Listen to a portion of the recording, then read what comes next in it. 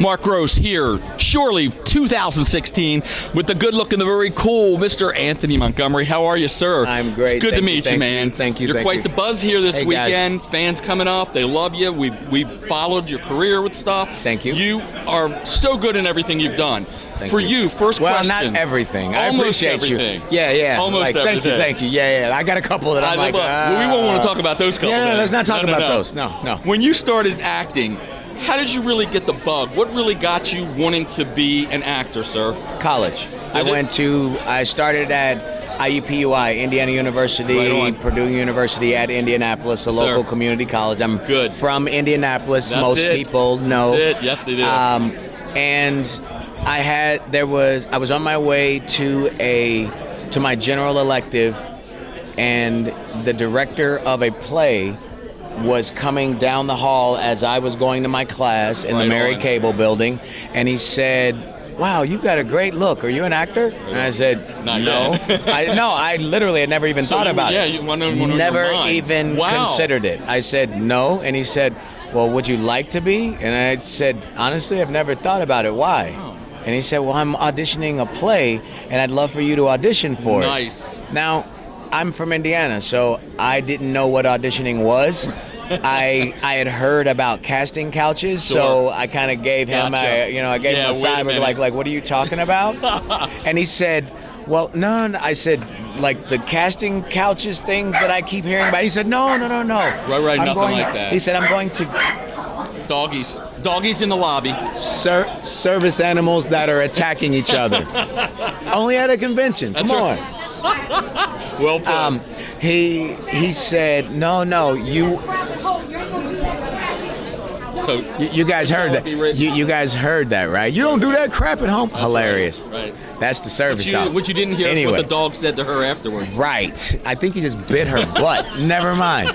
So he said, I said, I'm not doing anything. And he said, no, it's not like that. I'm going to give you a piece of paper that has the dialogue on it. You read it, and however it makes you feel, you say it just like that. Wow. And I said, that's it. I don't have to do anything else. And he said, no.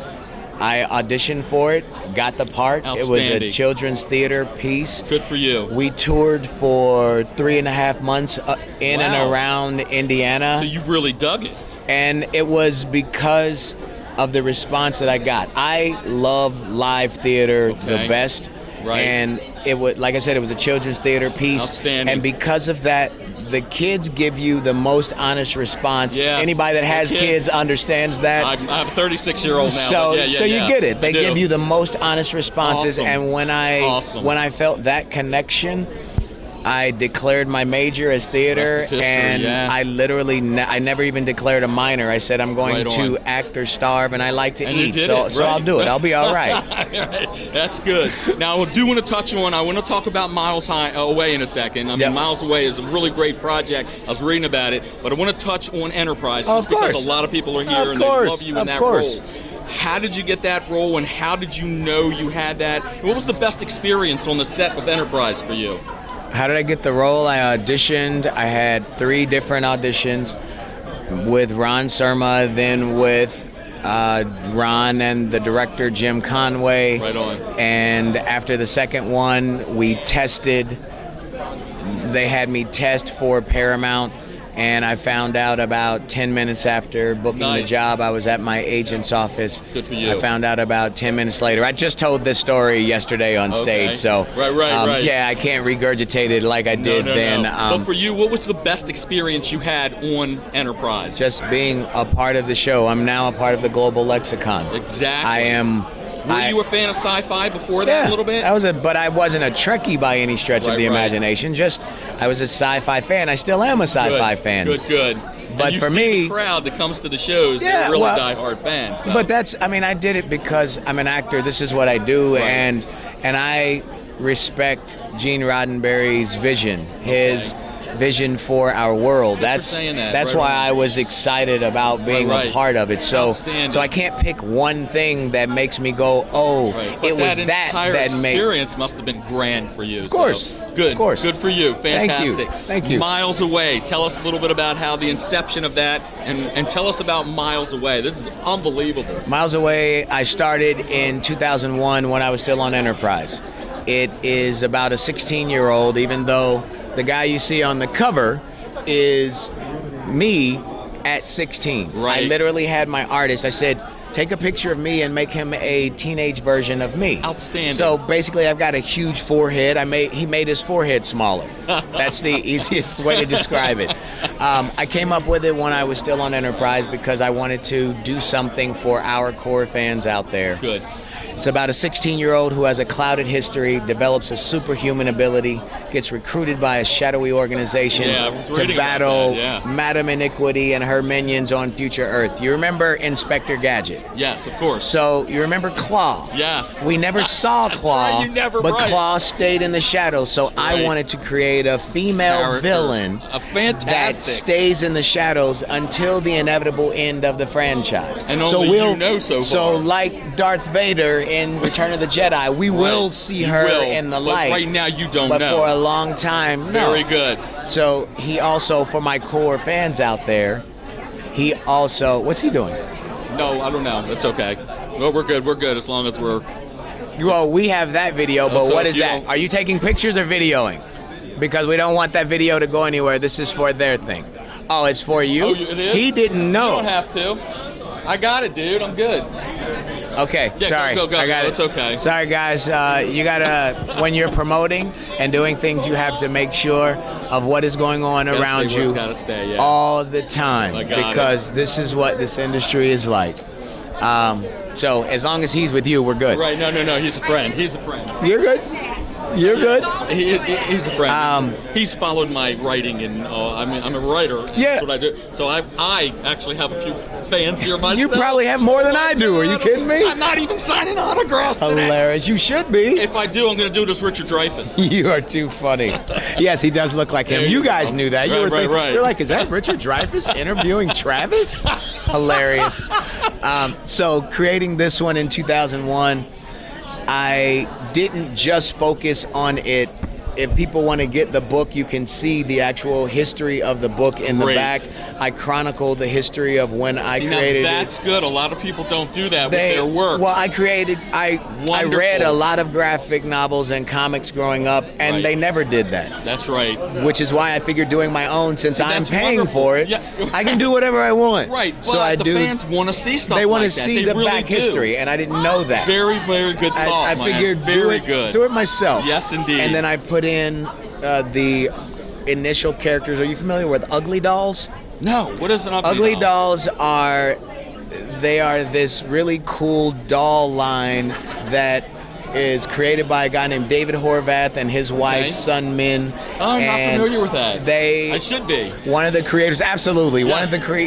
David, the creator, one of the co-creators of Ugly Dolls, did my initial round of images. Okay. So I put those back here. Nice. Basically, I call the back of the book like a DVD's extra section. That's right. Where you can see. The specials, yeah. Now, this was his style. I thought was a little too simplistic for what I had in my head. Right. And I paid him for them, so I kept them and I put them in the book. But I met a guy named Philip Boutte Jr. while he was in college. We worked on a movie together. Right on. And I told him about the concept and said, do you think you would like to take a shot at these images? And we worked for more than a year before we got the first one done. But that looks awesome. I'm very particular. Yeah. And then, as you can see, I had great character stance too. I had him then say, okay, once we get the initial character, these are the other 20 characters that I created. As an actor, I approach this entire process not like a creator, but just literally as an actor. So give a compelling backstory. Where did he come from? What is he doing? And where is he going? That is a whole new concept to do in comics and trade paperbacks and such. And so I do it. I do it as an actor, and I do it for all 20 of the characters that I created initially, and then I put them in the back of the book. That's the gold right there. People love reading about that. And I didn't know that. I'm one of them. I'm a big fan of this stuff. So yes. I just started touring around. I've been a lot of places. I've been around the world. Man. I've been around the world with this multiple times. It can only take off even further then. Oh, it's got and if you guys come to my talk at 3, I'm going to be, there's a company that's interested. Good. I'll tell you guys more about it, but check it out. milesaway.com, anthonymontgomery.com. You guys will, there's gonna be a lot of fun. Good. And it's themilesaway.com, THE milesaway.com, because milesaway.com is some airline or something. We'll make sure we definitely do that, because I appreciate you. mine is written media too. So. Yes. One last question. Yes. Everybody's here collecting autographs. I'm one myself. If you could have an autograph, anybody you wanted, who would you want an autograph from? A past, present, living, dead, I know. Anybody. I know. I'm thinking, I like to connect with people. Right. So, right like that. Yeah. So because I'm one of those people, I need to actually connect with you. You getting me a T-shirt or an autograph, that's going to be cool, okay. But I'm not going to look at that picture and rather go, be with the connection, sure. So, but thinking, Marlon Brando. Wow, very cool. Yeah, classic actor. I would say Sidney Poitier. Yes, indeed. I'd have loved to met him. I'm an actor, so people that paved the way for me to do this. Paul Robeson. Right. Yes, of course. Moms Mabley. Of course. There are people and comedians. Yeah. Red Fox. I would love to have Richard Pryor. That. Definitely paved the way for a lot of things. Good for you. Robin Williams, loved him. So outstanding. I'm a fan. I just happen to also do what it is that fans love. Good. Very good. So, anything else you'd like to promote? Nah. You guys follow me on social media. We will. Mr. A. Montgomery, MrAMontgomery. If you say you're following me and you're following Anthony Montgomery, that's not me. That's it. Because I don't really like social media. Right, Nothing against you guys. Right. It's not my thing. I just know that with where society is, we're in a social media dynamic now. It is, so I have to do this. I'm 60 years old, dude. I've seen the change. Yes. It's crazy. So good for you. Anthony, thank you for a great interview, I appreciate you. Thank you. Miles away. You got to check it out. Have to. Shore Leave 2016, Anthony Montgomery. Yes. Thank you, guys. See you there.